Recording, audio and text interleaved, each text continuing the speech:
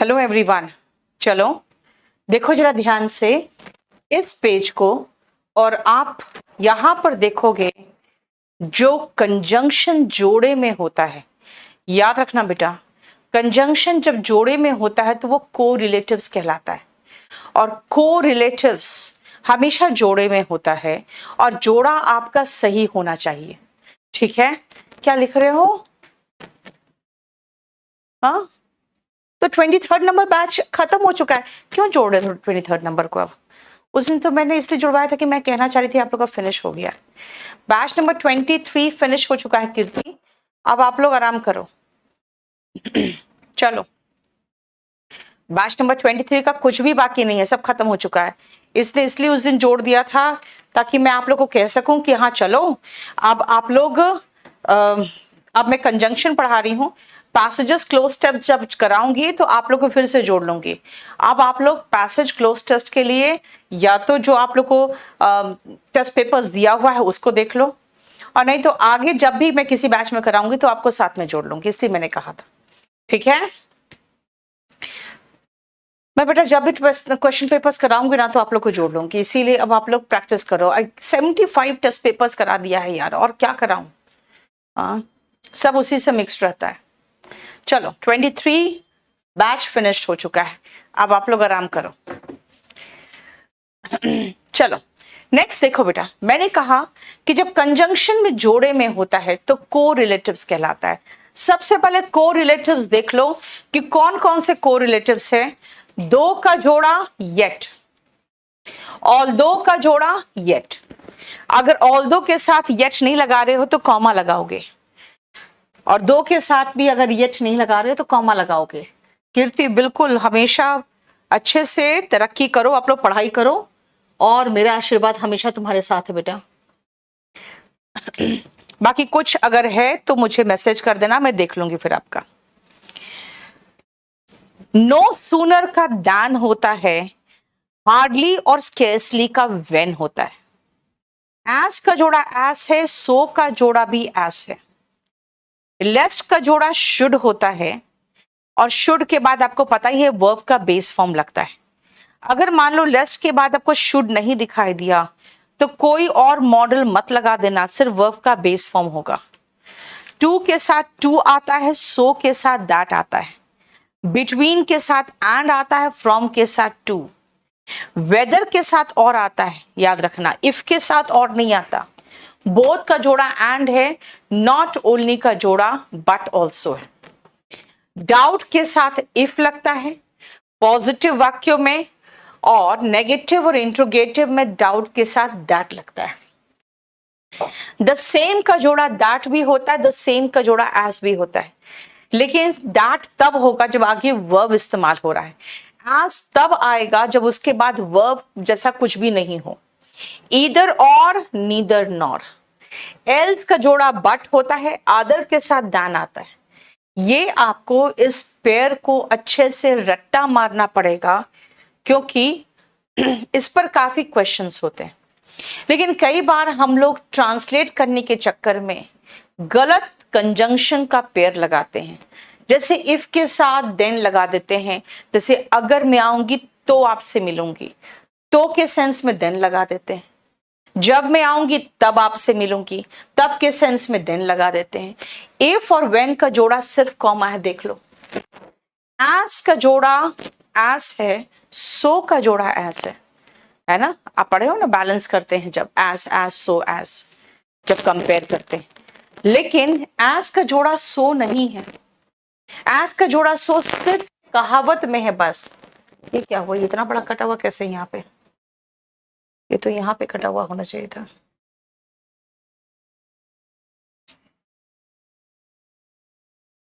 ठीक है, ये सेकेंड वाला सही है। As you sow shall you reap.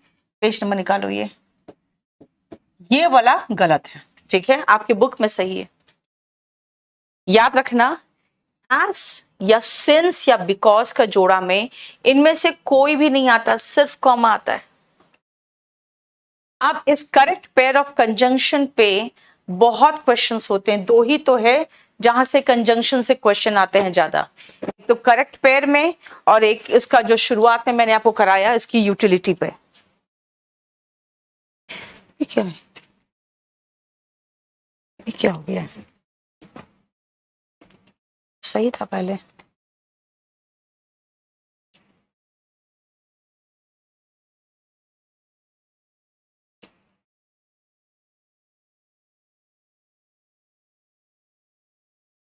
जल्दी करना।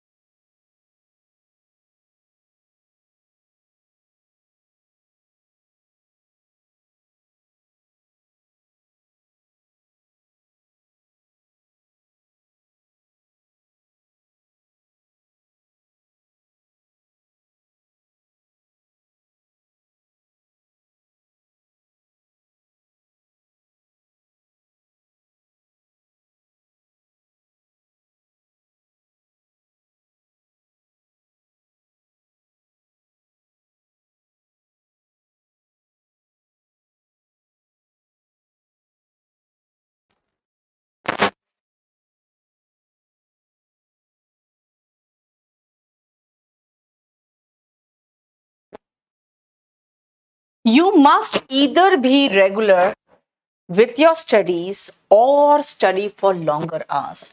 Either का जोड़ा और है, या तो नियमित रहो या फिर ज्यादा देर तक पढ़ो।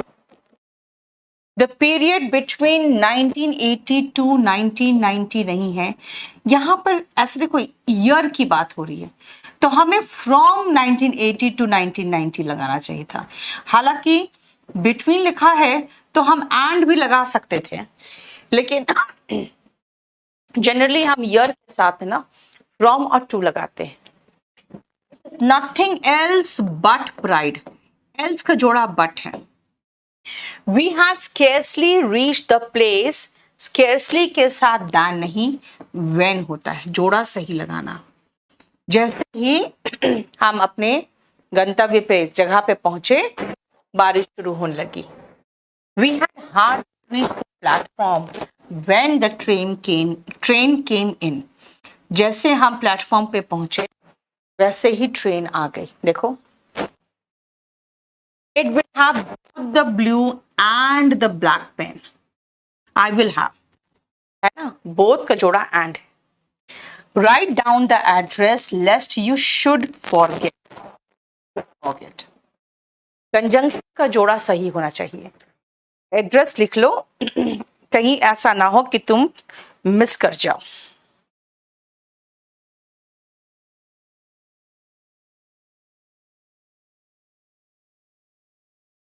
करवाया था आपने पास्ट।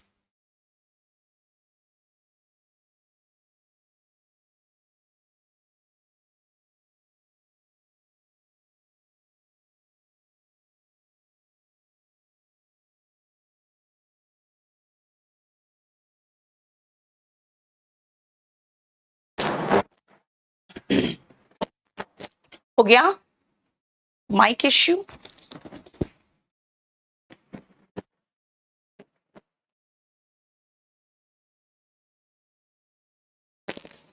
चलो नेक्स्ट आगे देखो, 8 से शुरू करो।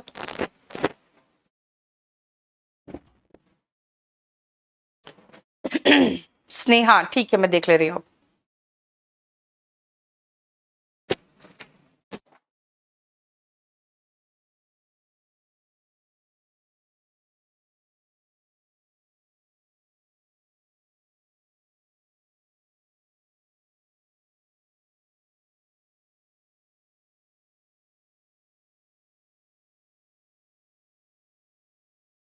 नो सूनर का जोड़ा दान होता है, नो सूनर का जोड़ा दान होगा।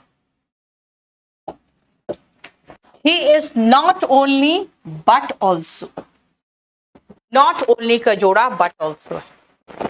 As I am suffering from fever, बेटा एज का जोड़ा भी मना किया था, सो नहीं होता, तो फिर देखो एंड भी नहीं होगा, प्लीज ग्रांट मी लीव होना चाहिए, प्लीज चलेगा, है ना।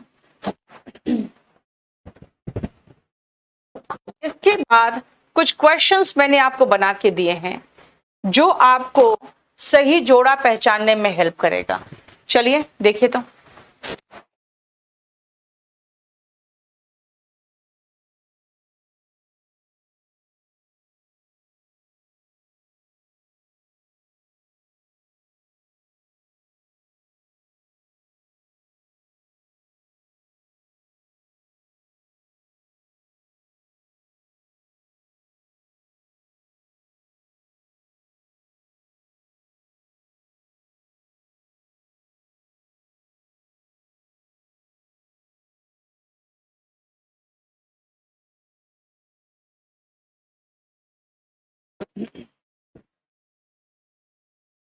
नेक्स्ट,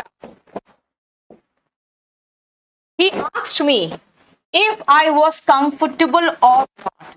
बेटा और है तो if नहीं आएगा, whether आएगा।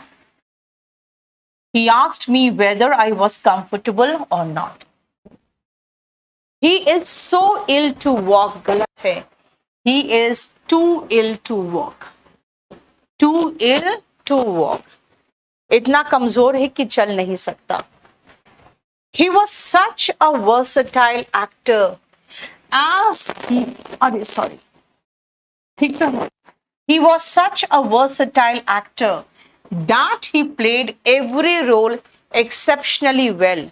याद रखना इस पॉइंट में सच का जोड़ा दैट है जब आप कोई एग्जाम्पल से अपने बात को सच साबित कर रहे हो, है ना। ये एक एग्जाम्पल दिया मैंने, क्या एग्जाम्पल दिया कि भाई वो हर रोल को बहुत बढ़िया से निभा सकता है, वो ऐसा वर्सेटाइल एक्टर है, ऐसा बहुमुखी एक्टर है की के लिए दैट आया।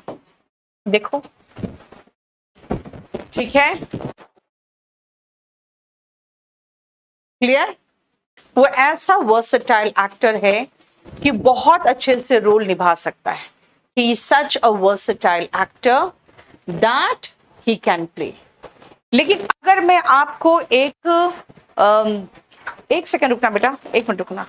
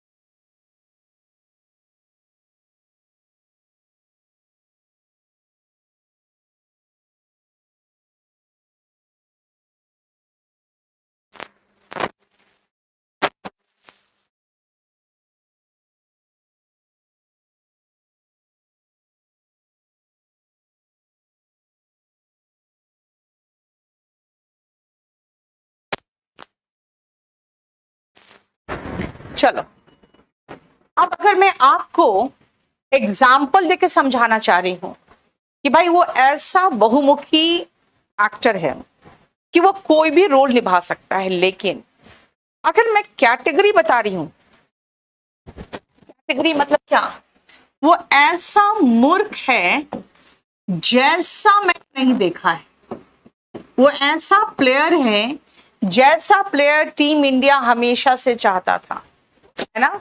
तो इसमें सच का जोड़ा एस होगा। अगर मैं ये कहूं वो ऐसा मूर्ख है कि कुछ नहीं समझता, नंबर में 2 होगा बेटा, 100 का जोड़ा दैट होता है, लेकिन पूरा सेंटेंस लिखना पड़ेगा ना। सचिन अभी नहीं आया, रुक जाओ ना बेटा, सुनो। वो ऐसा मूर्ख है कि कुछ नहीं समझता, तो दैट लगाएंगे। जहां पे आप कह रहे हो ना कि कुछ नहीं समझता, वो ऐसा मूर्ख है जैसा मैंने नहीं देखा, तो सच एस होगा।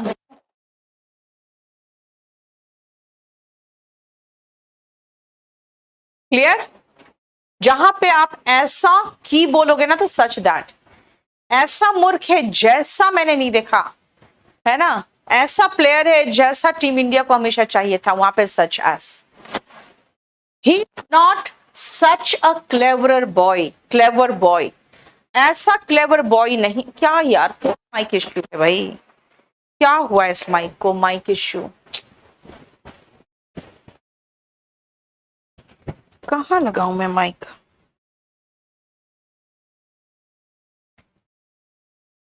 ठीक तो चल रहा है। यस 14 नंबर ठीक है, उसमें कोई प्रॉब्लम नहीं है। 13 नंबर भी ठीक है, 15 और 16 उसी के अकॉर्डिंग बिठाया मैंने। वो ऐसा क्लेवर बॉय है जैसा कि तुम हो, ऐसा क्लेवर बॉय है जैसा कि तुम हो। He such a clever boy as you are, यानी दैट वाले में प्रॉब्लम है। मैंने कहा था डाउट के साथ इफ आएगा, डोंट डाउट के साथ दैट आएगा, डिड ही डाउट के साथ दैट आएगा। देखो doubt if, do not doubt that, है ना, and did he doubt that. देखो अच्छा, जब मैं मूव करती हूं तब प्रॉब्लम होता है। ओके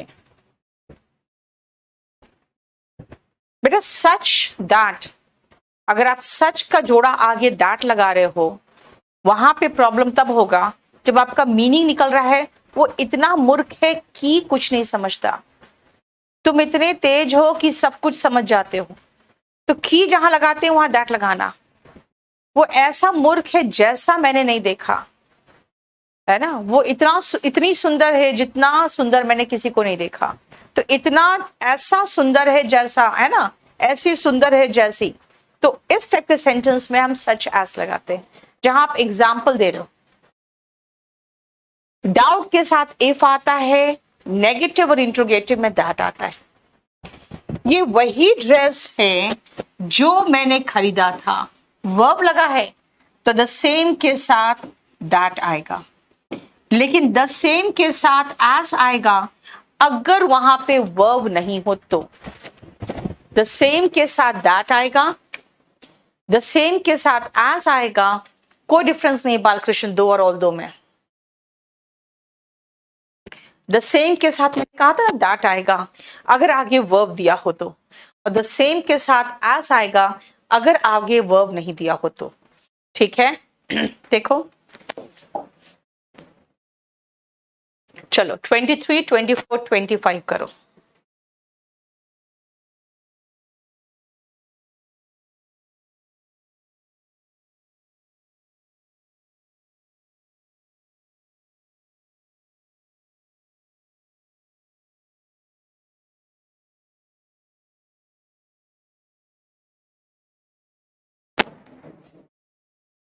नेक्स्ट आप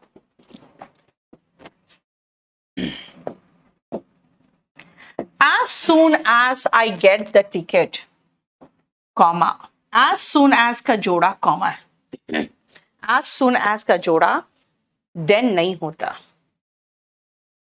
both his wife and his boss puts him between the devil and the deep blue sea.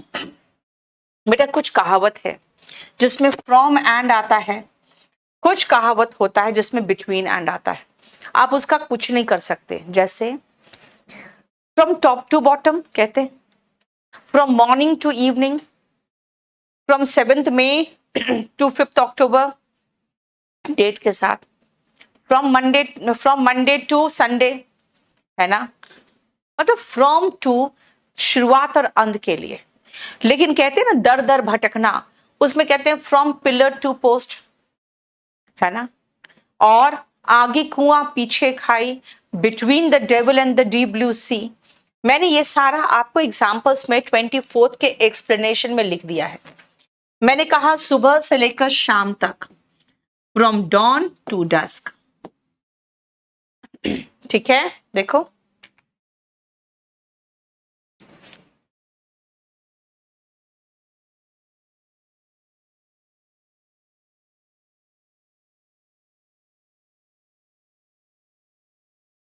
Clear. जो आपको कहा ना अभी, देखो जरा एग्जांपल, दर दर फ्रॉम पिलर टू पोस्ट, ऊपर से लेकर नीचे तक, फ्रॉम टॉप टू बॉटम, शुरू से लेकर अंत तक, फ्रॉम बिगिनिंग टू एंड, सुबह से लेकर शाम तक, फ्रॉम मॉर्निंग टू इवनिंग।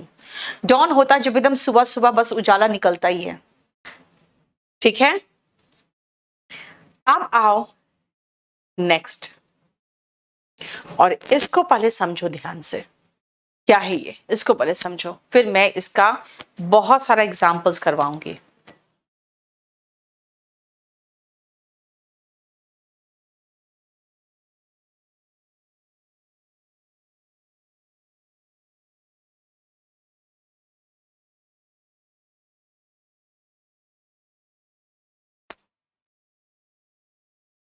देख लिया। यहां 2 पॉइंट सिखाऊंगी मैं आपको। एस आस के बीच में हमेशा एडजेक्टिव लगा रहे हो या एडवर्ब लगा रहे हो, उसका पॉजिटिव डिग्री ही आएगा। एस के बीच में एडवर्ब लगा रहे हो तो भी पॉजिटिव डिग्री, एडजेक्टिव लगा रहे हो तो भी positive degree. S vice S, ठीक है, यानी एडवर्ब हो या एडजेक्टिव हो, दोनों का पॉजिटिव डिग्री ही आएगा एस या सो एस के बीच में, पहला पॉइंट। दूसरा, मैंने लिखा है एस वाइस एस सोलोमन। भाई ये सोलोमन कौन था और उसके साथ किसी की समझदारी को क्यों कंपेयर किया जा रहा है? बेटा सोलोमन एक किंग था और बहुत ही वाइस किंग था, ठीक है ना, वो बहुत ही वाइस किंग था। बहुत, जैसे इंडिया में नहीं कहानी फेमस है विक्रमादित्य का, है ना, अगर मैं कहूँ he was as foolish as Sheikh Chilli, India में शेख चिल्ली की कहानी फेमस है, तो अमेरिकन क्या कहेंगे? He was as foolish as Don Quixote, क्योंकि वहां पे डॉन क्विजोट नाम का एक व्यक्ति फेमस है फूलिशनेस में, वो एक पात्र है कहानी का। यानी कोई एक परफेक्ट एग्जाम्पल जिससे हम कंपेयर कर सके, वहां पे कंपैरिजन के लिए एडजेक्टिव्स के साथ ऐसा परफेक्ट एग्जाम्पल जो सटीक उदाहरण है वो इस्तेमाल होता है। चलो पहले आप इन 2 सेक्शन को देखो यहां तक, फिर मैं बताऊंगी आपको। कंपैरिजन हमेशा बेस्ट एग्जाम्पल से करना चाहिए।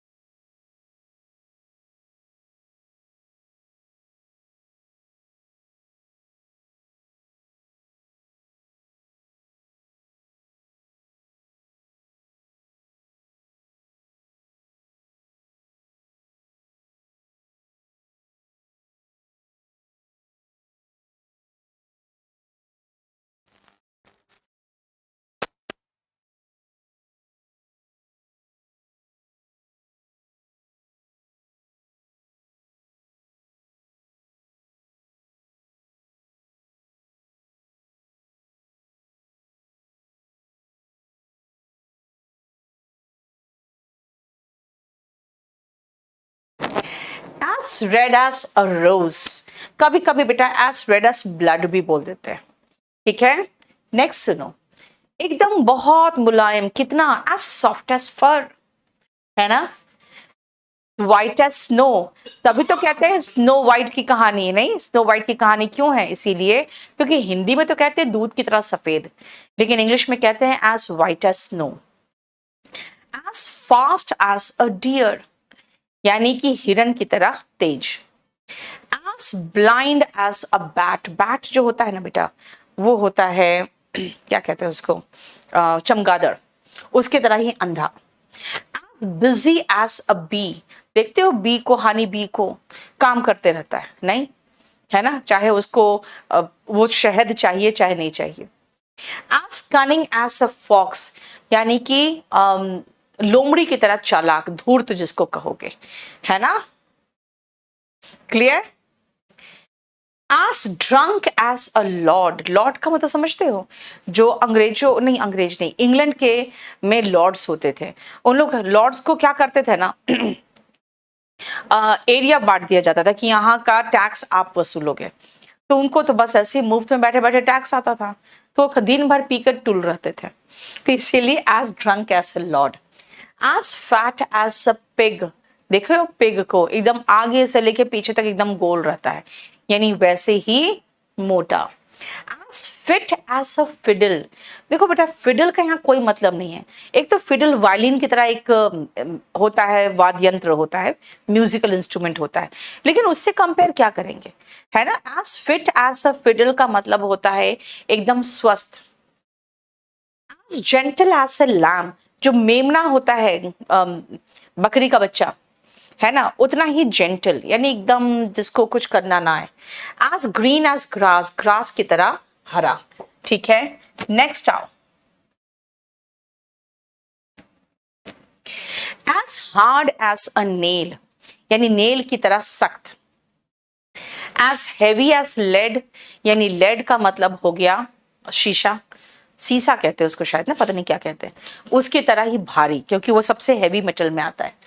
As hungry as a wolf, little red riding hood पढ़े हो कहानी, उसमें वुल्फ था ना जो उसके ग्रैंड मदर को भी खा जाता है, उसको भी खाने के लिए दौड़ता है ना। तो as hungry as a wolf का मतलब भेड़िए की तरह भूखा। As light as a feather, feather की तरह हल्का, है ना, यानी कि पंख की तरह हल्का। As mean as a snake, snake, अब स्नेक को दूध पिलाओ ना तब भी स्नेक काटेगा ही काटेगा, है ना, कहते हैं मतलब उतना ही गंदा मानसिकता वाला। As poor as a church mouse, बेटा मंदिर वगैरह में चढ़ावा चढ़ता है, चर्च में चढ़ावा थोड़ी चढ़ता है ना, तो वहां के जो माउस होते हैं वो पुअर ही रहते हैं। As steady as a rock, rock मतलब एकदम स्थिर, है ना, एकदम अड़ा हुआ स्थिर। आज स्टेडी मतलब वो हिले डुलेगा नहीं, जैसे आपके क्रिकेट टीम में राहुल द्रविड़ क्या थे, he was as steady as a rock, है ना। एज गुड एज गोल्ड, क्यों, क्योंकि गोल्ड जो है ना, कभी भी आपको परेशानी हो जाके गोल्ड को बेचो बिक जाएगा, है ना, आपकी गाड़ी शायद ना बिके, आपका घर शायद ना बिके, लेकिन गोल्ड तो बिक जाता है, इसीलिए as steady as gold, as good as gold. As sweet as honey, honey की तरह ही क्या, मीठा। As bald as an egg, egg की तरह गंजा। As cool as a cucumber, cucumber का मतलब होता है क्या, हाँ, क्यूकम्बर का मतलब होता है खीरा, उसके जैसा ही ठंडा, देखते हो ना ठंडा, खीरा ठंडा होता है, ठीक है। नेक्स्ट इस पेज को देख लो, इस इधर देख लो क्या लिख रहे हो, हाँ हैवी मेटल होता है, पीबी, यस, नहीं as busy as a B.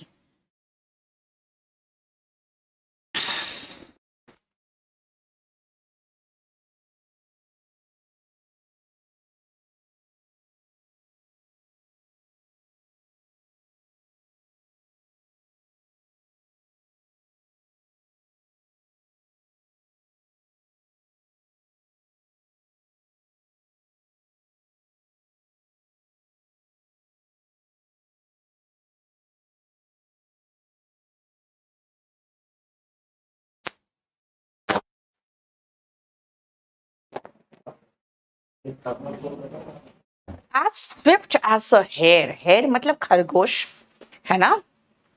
देखो, या फिर एन एरो, एकदम तीर की तरह तेज, या बिजली की तरह तेज, है ना, लाइटनिंग की तरह तेज। कभी भी मटर के दाने देखोगे ना अंदर जो बंद रहते हैं हरे वाले कवर में, तो उस पॉड को जब खोलोगे ना तो दो दाने जो होंगे वो एक ही तरह का शेप का होगा, है ना। इसीलिए अगर आप कहोगे भाई दोनों जो जुड़वा भाई है वो देखने में कैसे है, मतलब क्या एक दूसरे से अलग दिखते हैं, मैं कहूंगी नहीं, बिल्कुल same, as alike as two peas, the two brothers are as alike as two peas, ठीक है। एज प्राउड या वेन, बेटा प्राउड या वेन दोनों में से कोई एक होगा, दोनों मत लगा देना, है ना, दोनों में से कोई एक, यानी कि घमंडी। प्राउड, वेन, आप एरोगेंट वर्ड भी लगा सकते हो वहां पे, आप वहां पे प्राउड, वेन या एरोगेंट, तीनों में से कोई भी लिख सकते हो। As a peacock,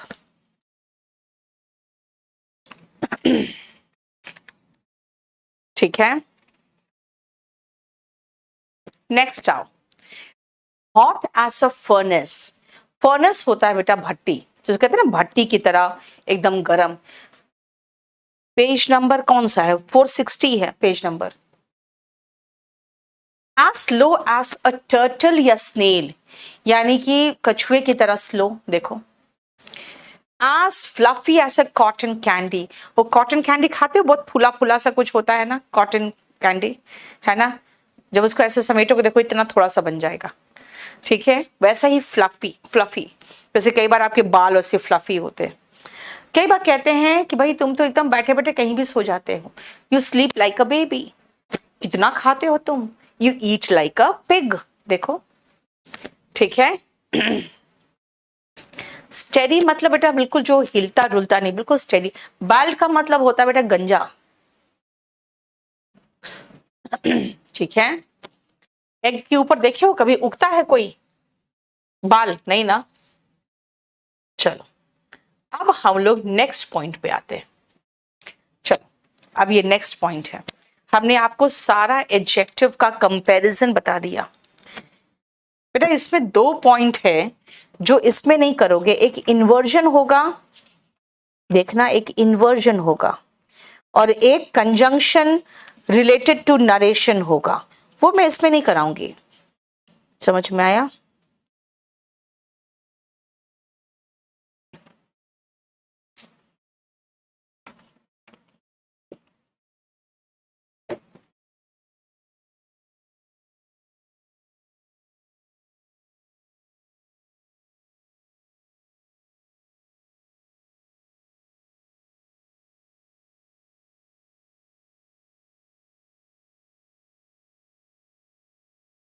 clear?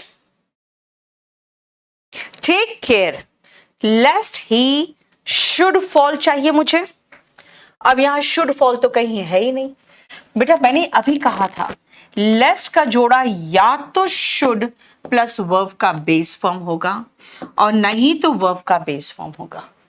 लेस्ट का जोड़ा या तो शुड प्लस वर्ब का बेस फॉर्म होगा, अगर शुड नहीं है तो क्या करें, वर्ब का बेस फॉर्म होगा। हाँ, कॉटन कैंडी बुढ़िया के बाल कहलाते हैं।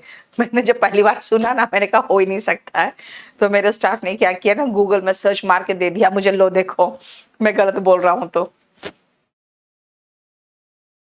ठीक है।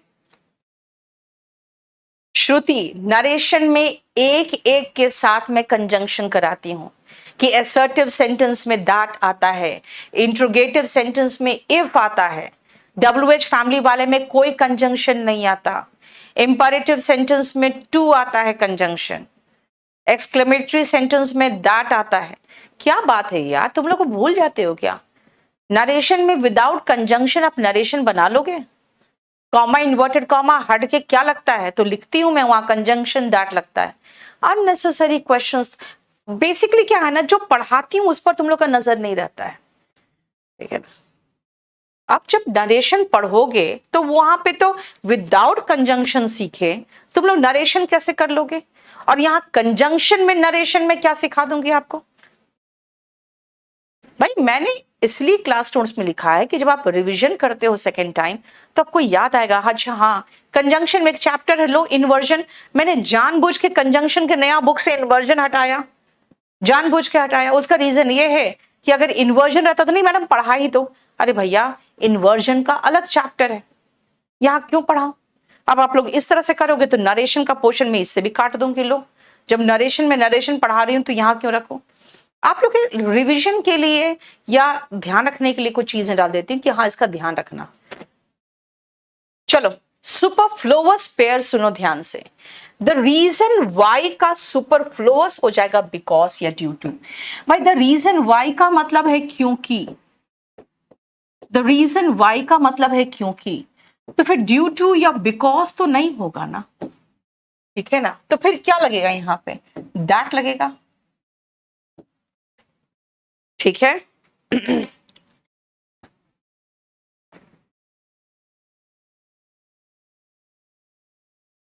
बाकी क्वेश्चन करो एक बार।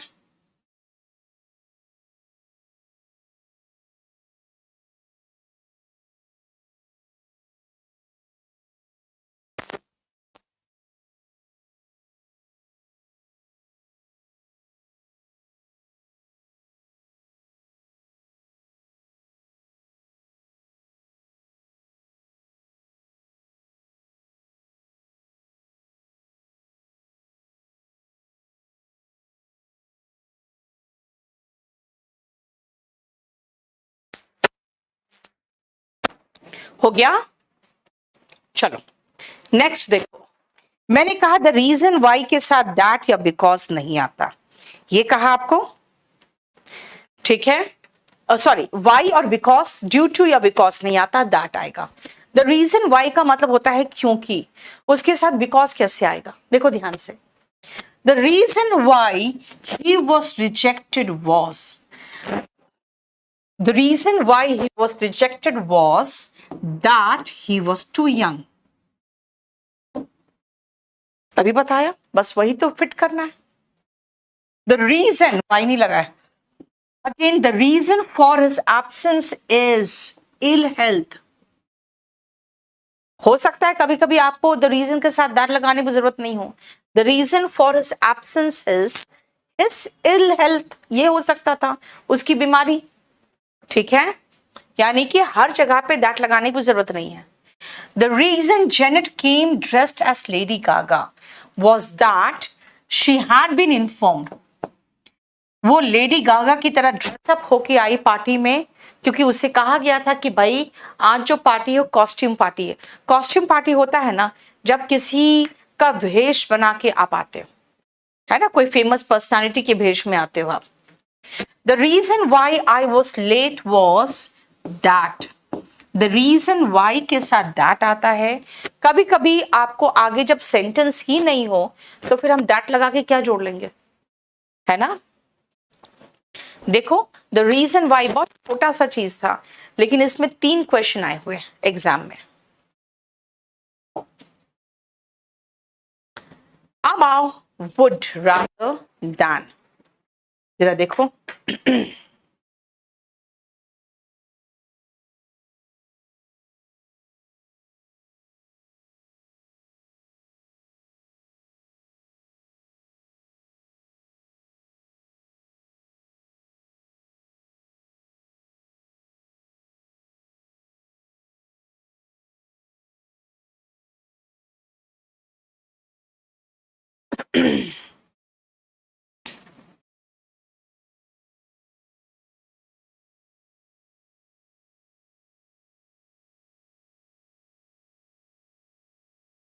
चलो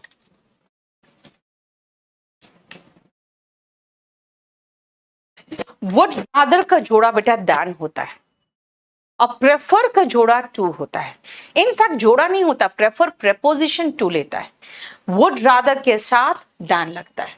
आई would rather take tea than coffee, would rather का जोड़ा है दैन, प्रेफर का प्रेपोजिशन टू है, याद रखना, बस इतना याद रखना।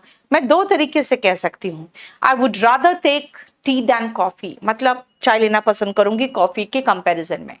आई would prefer tea to coffee, दोनों का बात बराबर है, देखो दोनों सेम मीनिंग है। अब आओ मिसप्लेस्ड कंजंक्शन। कंजंक्शन अगर गलत जगह है, बेटा ये भी इंपॉर्टेंट पोर्शन है। मिसप्लेस्ड कंजंक्शन, अभी इसको समझाऊंगी मैं।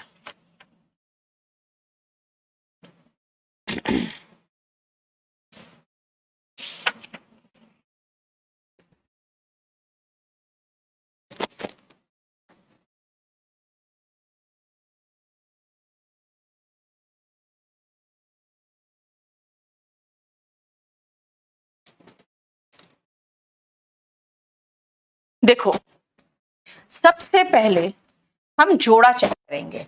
नॉट ओनली है तो बट ऑल्सो इधर है कि नहीं? हाँ है, ठीक है, जोड़ा तो सही है। लेकिन बट ऑल्सो के बाद ये सेल बेचता है की बात हो रही है, तो नॉट ओनली बनाता है ये बात होनी चाहिए कि नॉट ओनली ये बनाता है, इसीलिए नॉट ओनली के बाद भी वर्ब आना चाहिए। मैंने कहा था ना पैरेललिज्म क्या होता है बेटा, बराबर को बैलेंस करता है, तो यहां बैलेंस बराबर को करना चाहिए उनको। Not only bakes but also sell, not only bakes but also sell, तो ही कहां जाएगा? पहले जाएगा। He not only bakes but also sells them, है ना। Next, neither it is useful nor affordable. बेटा यूजफुल एक एडजेक्टिव है और अफोर्डेबल एक दूसरा एडजेक्टिव है, तो हमें करना चाहिए it is neither useful nor affordable. Nor के बाद एडजेक्टिव आया है तो नीदर के बाद भी एडजेक्टिव आएगा। हाँ, इन्वर्जन में ये भी हो सकता था नीदर इज इट यूजफुल, अभी हम इन्वर्जन नहीं कर रहे हैं, जैसे इन्वर्जन वाला सिस्टम यहां नहीं लगाएंगे, वरना ये दोनों इन्वर्जन का केस भी था क्योंकि नेगेटिव इंट्रोडक्टरी था। एनीवे अभी इन्वर्जन से कंफ्यूज नहीं करेंगे, इन्वर्जन का जो करना है तरीका वो इन्वर्जन में करेंगे, ठीक है। नेक्स्ट आओ, you must either tell me the whole story, or either का जोड़ा और बिल्कुल सही है, ठीक है। At least the first half तो होगा either the whole story, either के बाद होल स्टोरी आना चाहिए, तो टेल मी यहां नहीं आएगा, कहां आएगा? यहां पे आएगा। यू मस्ट टेल मी, क्या? या तो पूरी कहानी या कम से कम पहला भाग। अफोर्डेबल का मतलब होता है जो जिसका कीमत इतना है कि आप बर्दाश्त कर सको, ना ही अफोर्डेबल है और महंगा भी बहुत है, तो क्या कहेंगे कि सॉरी, ना ही यूजफुल है और महंगा भी बहुत है, तो कहेंगे it is neither useful nor affordable. You must tell me either the whole story or at least the first half of it, ठीक है। You must tell me either the whole story or at least first half of it, ठीक है।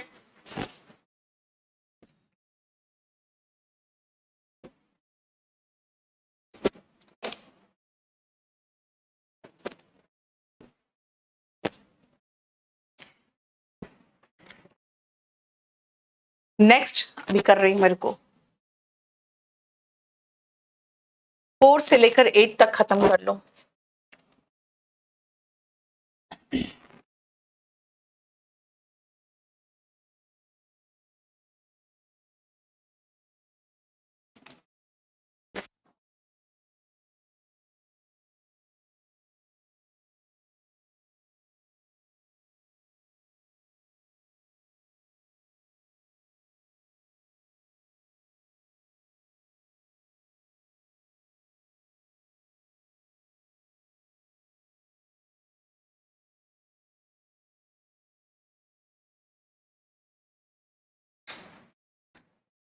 चलो,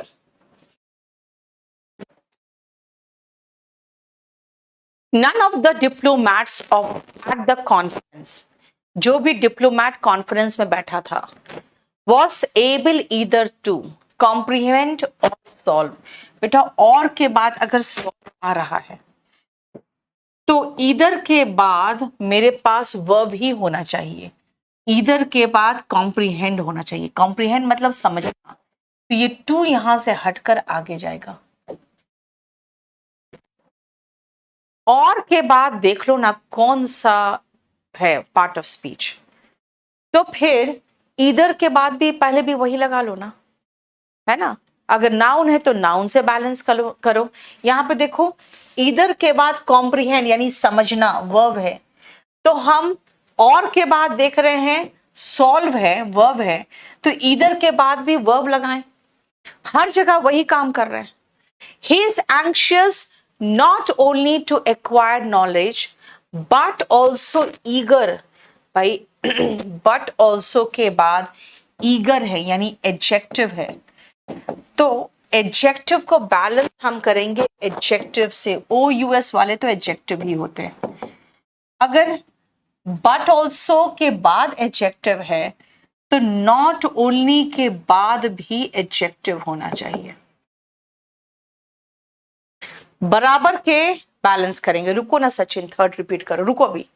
ही is not only anxious to acquire knowledge, सिर्फ ये knowledge acquire करने के लिए एंशियस नहीं है कि नॉलेज प्राप्त किया जाए, but also eager to display it, बल्कि उत्सुक भी है कि जल्दी से जल्दी मैं अपना नॉलेज को दर्शाऊंगा।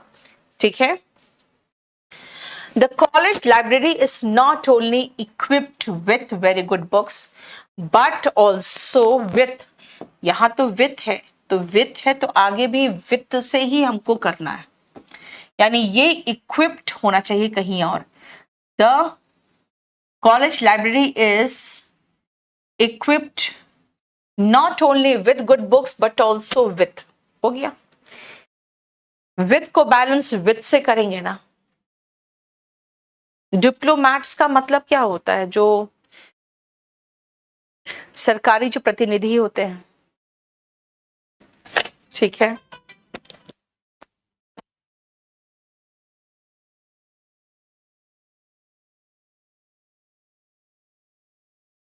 Clear?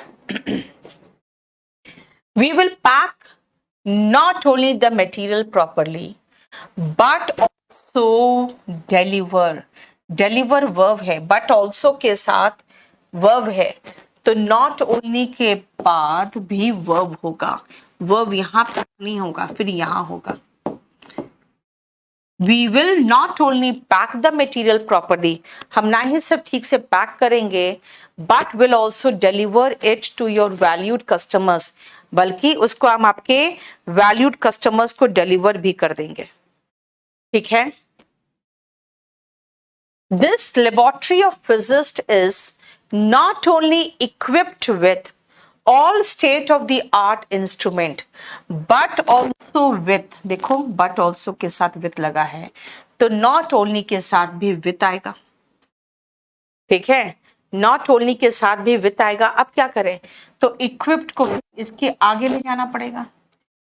The laboratory of physicists is equipped not only with बिल्कुल अच्छा इंस्ट्रूमेंट्स, बिल्कुल एकदम स्टेट ऑफ द आर्ट का मतलब होता है लेटेस्ट एंड बहुत फाइन इंस्ट्रूमेंट्स, बल्कि but also with outstanding physicist, बल्कि एकदम बहुत ही सुपर, यहाँ पे फिजिस्ट भी बैठे हुए हैं, ये फिजिक्स के ज्ञाता।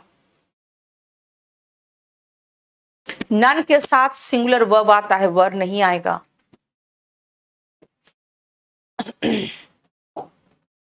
थर्ड नंबर है यू मस्ट टेल मी, और at least the first half है, तो ईदर द होल स्टोरी होगा, यानी दोनों ही केस में उसको सुनाने कहा जा रहा है, या तो पूरा सुनाओ या तो पहला भाग सुनाओ।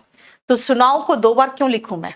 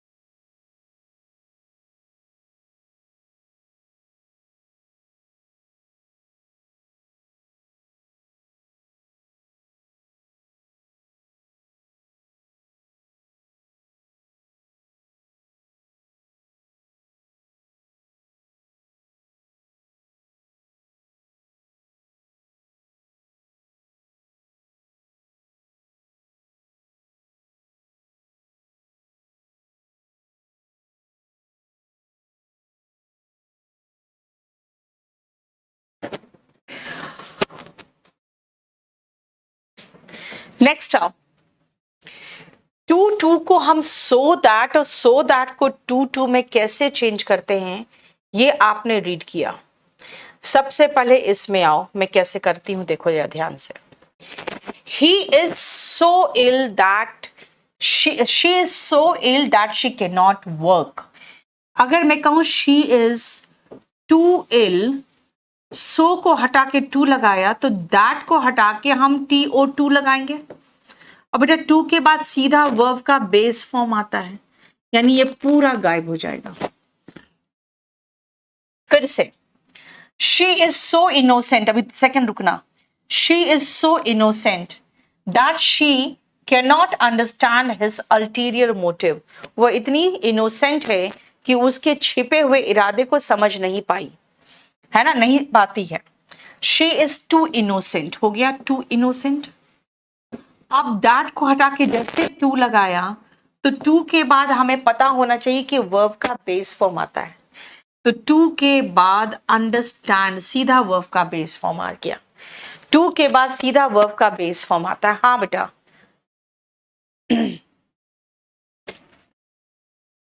आगरा में वहां है ना, रंजीत यादव सब चला रहे हैं। प्रीति, लाइव ही क्लास है बेटा, हम रिकॉर्डेड क्लास लाइव नहीं चलाते हैं, ठीक है। नेक्स्ट आओ, फिर से सेकंड में आओ। The watch is too expensive हो गया, टू एक्सपेंसिव। लेकिन अगर हम इसको टू करके सीधा एफोर्ड लगा देंगे तो एक पंगा हो जाएगा। अब सुनो क्या प्रॉब्लम क्या होगा, ध्यान से सुनना। यहां पे शी था, यहां पर भी शी, तो हम एक शी को काट दिए, कोई प्रॉब्लम नहीं हुआ। यहां पर भी शी था, यहां पर भी शी था, चलो इस शी को काट दिए, कोई प्रॉब्लम नहीं हुआ। लेकिन यहां पे तो वॉच एक्सपेंसिव है, एफोर्ड कौन नहीं कर सकता? मैं कहां हूं? कहीं नहीं, उसको तो काट ही दिया, फिर मैं कहां से लगाऊं? जब दोनों सब्जेक्ट अलग हो तो या तो आप यहां पर लगा दो फॉर मी टू अफोर्ड, और फिर से इट मत लगाना। क्यों? क्योंकि वॉच यहां पर भी है और इट यहां पर भी, ये सुपरफ्लुअस हो जाएगा। ठीक है, देखो again, he is too old और आगे भी ही है, तो कोई प्रॉब्लम नहीं, इसको टू बनाए और सीधा उसके बाद वर्ब का बेस फॉर्म लगा दिए। वो इतना ओल्ड है कि उससे जॉब नहीं मिल सकता। यानी अगर सब्जेक्ट अलग हो जाए तब तो कोई प्रॉब्लम नहीं है, सॉरी सब्जेक्ट सेम हो जाए तब तो कोई प्रॉब्लम नहीं है, लेकिन सब्जेक्ट अलग हो जाए तो यहां पर या तो इस तरह से लगा दो, या तो पैसिव वॉइस बना दो, टू बी अफोर्डेड बाय मी, है ना। पैसिव वॉइस पढ़ोगे तब पैसिव वॉइस का वो फॉर्म लगा सकते हो आप। The problem was so complicated, the problem was too complicated, और इसके बाद हम टू तो लगा दे, लेकिन इसके बाद ये सब्जेक्ट चेंज हो रहा है और आगे प्रॉब्लम है, पीछे इट है, तो इट को यहां काट देना आगे नेक्स्ट टाइम में। ये नहीं, सेंटेंस सही था, अब जब चेंज कर रहे हैं तो क्या होगा, the problem was too complicated to solve. भाई कौन सॉल्व करेगा? प्रॉब्लम थोड़ी खुद को सॉल्व करेगा, तो फिर यहां लगाएंगे फॉर एनी वन। अब फॉर एनी वन क्यों हुआ, नो वन क्यों नहीं हुआ? नो वन को नो वन लगा दो बेटा, टू टू के अंदर नॉट समाया हुआ है, अगर टू टू के अंदर ऑलरेडी नॉट है तो फिर नॉट को रिपीट मत करो, ठीक है। इसीलिए फिर फॉर एनी वन हो गया, ठीक है।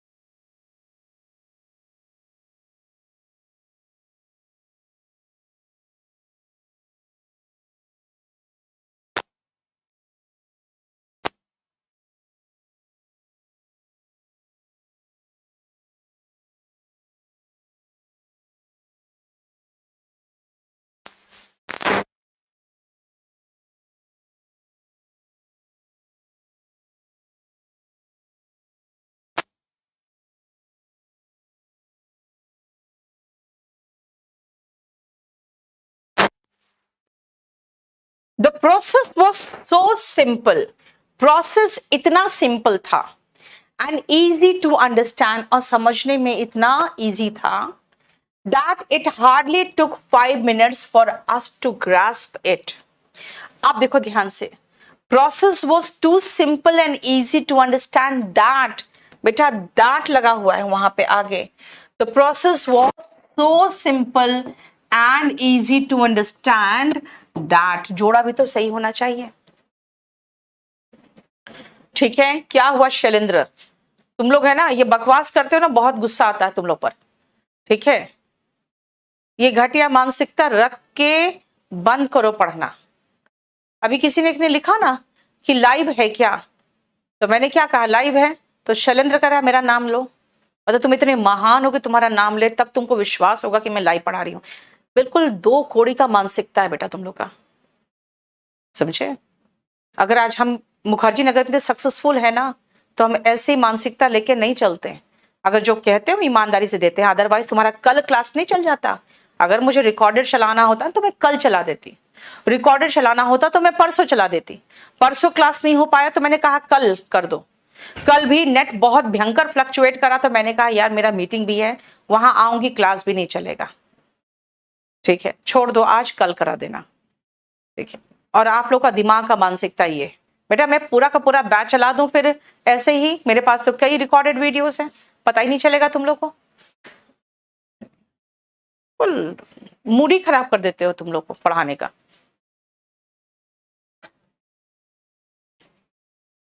He studied so hard that, so का जोड़ा that, और एक तो हार्डली नहीं होगा, यहां एडवर्ब का भी मिस्टेक आ गया। उसने इतना मेहनत किया, सही में गधे है यार, कुछ तो सही में गधे है। एक ने मुझे अभी मैसेज इसमें लिखा ना एक लड़की ने कि ये क्लास लाइव है क्या, तो मैंने लिखा हाँ लाइव है। ठीक है, उसके बाद एक दूसरा लिख रहा है मैडम मेरा नाम लो पहले। जो दूसरे हाँ हाँ, वो एक प्लेटफॉर्म में पढ़ते हैं ना इन लोग।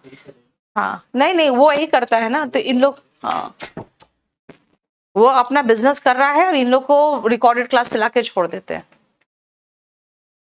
तो इन लोग को लगता है सब लोग ऐसे ही कर रहे हैं। The problem was so complicated to be solved now. Too complicated to be solved. क्यों? So का जोड़ा टू नहीं है, टू का जोड़ा टू है।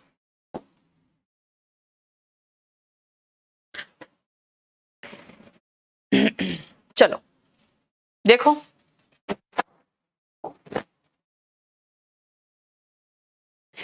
अब इस पोर्शन को समझने के लिए थोड़ा सा ये कॉम्प्लिकेटेड पोर्शन आ जाएगा। ये थोड़ा सा कॉम्प्लिकेटेड पोर्शन है, इसको बहुत ध्यान से पढ़ना।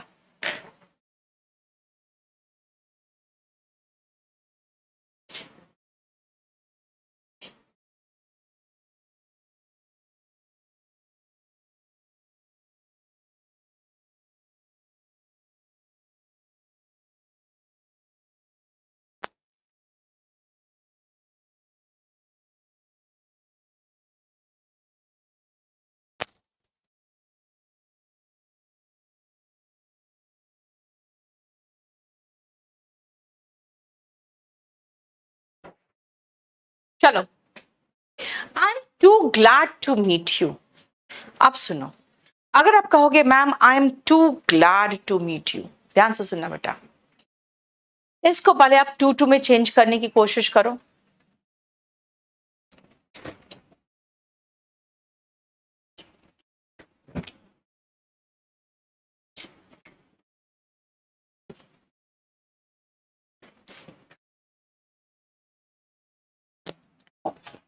आई am too glad to meet you. अब अगर मैं इसको सो दैट में कन्वर्ट करने की कोशिश करूं ना, तो होगा आई एम सो ग्लैड, है ना, that I can not meet you. गलत हो गया भाई, सो दैट को टू में चेंज करोगे ना, सो दैट को टू में अगर चेंज करोगे तो मीनिंग सेम आना चाहिए। ठीक है ना, सो दैट को टू में चेंज करोगे तो मीनिंग सेम आना चाहिए। कैसा सेम? देखो, I am too glad to meet you का मतलब आपसे मिलके बहुत खुशी हुई। इसको सो दैट में कन्वर्ट की तो बना मैं इतना खुश हूं कि आपसे मिल नहीं सकता, ऐसा थोड़ी है। यानी कि ये टू टू वो कंजंक्शन वाला टू टू नहीं है। अगर कंजंक्शन वाला टू टू होता तो वो सो दैट में चेंज हो जाता। पेज नंबर, इतनी बार पेज नंबर पूछ रहे हो तुम लोग। Page number 463। तब फिर क्या करें? तो फिर इसका मतलब है कि इसमें खाली एरर बताओ क्या है। याद करो एडवर्ब। एडवर्ब कहता है कि डिजायरेबल एडजेक्टिव के साथ टू नहीं आता है, वेरी आता है। और सेकेंड वर्ब जोड़ना होता है तो टू प्लस वर्ब का बेस फॉर्म लगता है। ये है यहां पे,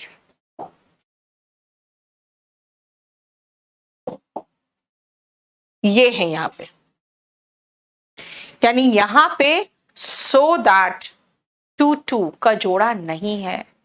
यहां पे ये अगर कहेंगे ये टू टू है,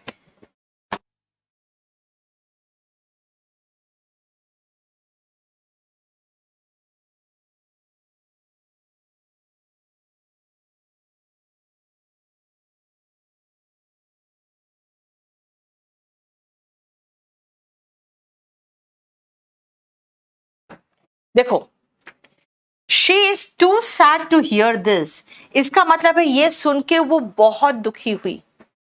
ठीक है ना? अगर मैं कहूं ही is so sad that he can not here this, ऐसा नहीं चलेगा।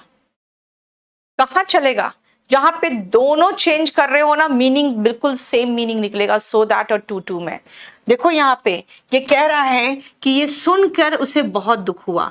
टू के बाद अनडिजायरेबल एडजेक्टिव है, टू के बाद अनडिजायरेबल एडजेक्टिव और टू के बाद वर्ब का बेस फॉर्म।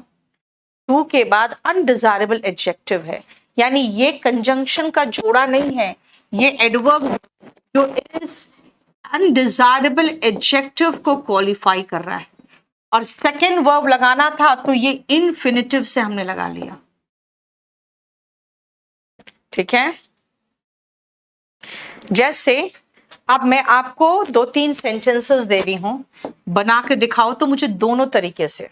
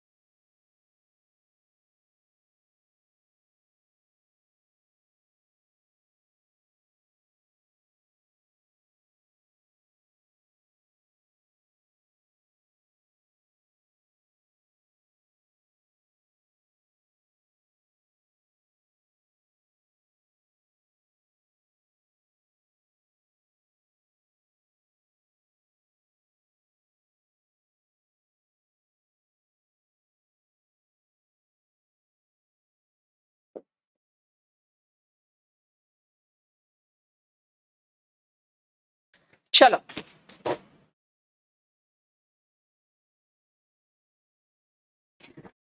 यंग लगाओगे शालू, उम्र में कम होता है यंग, लंबाई में कम शॉर्ट।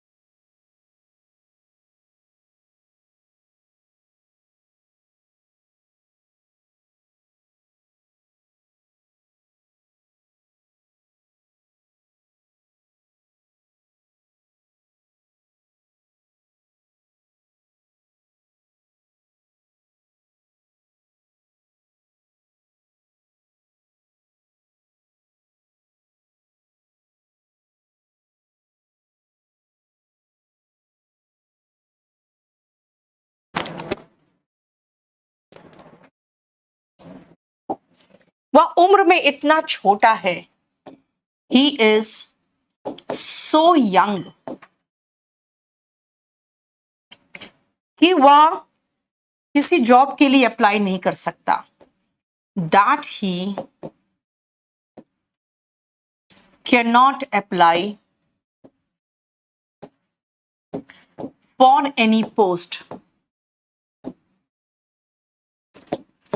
दूसरा तरीका, he is too young to apply for any post।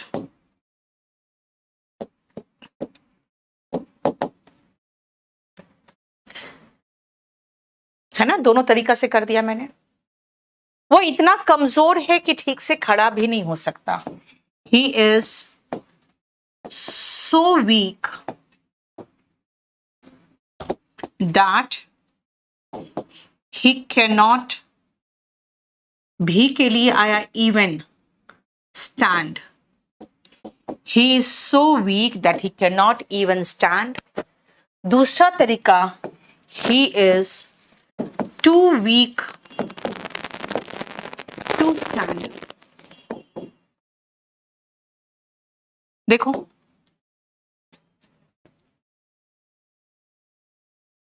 आपको दोनों तरीका से करना आना चाहिए।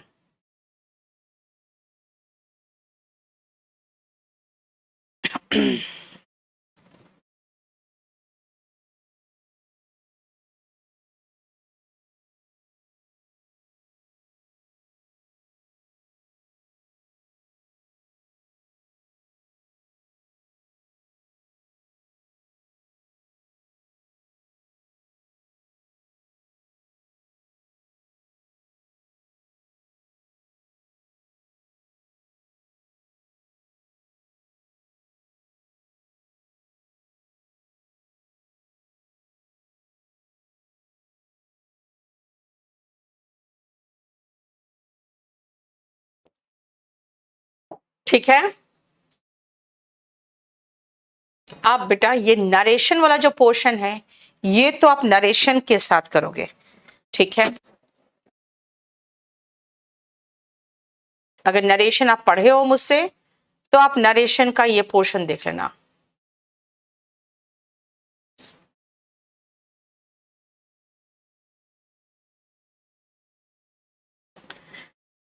अब इतना ही आज रहने दो, नेक्स्ट क्लास में मैं आगे का पोर्शन कराऊंगी, ठीक है। आज इतना ही रहने दो।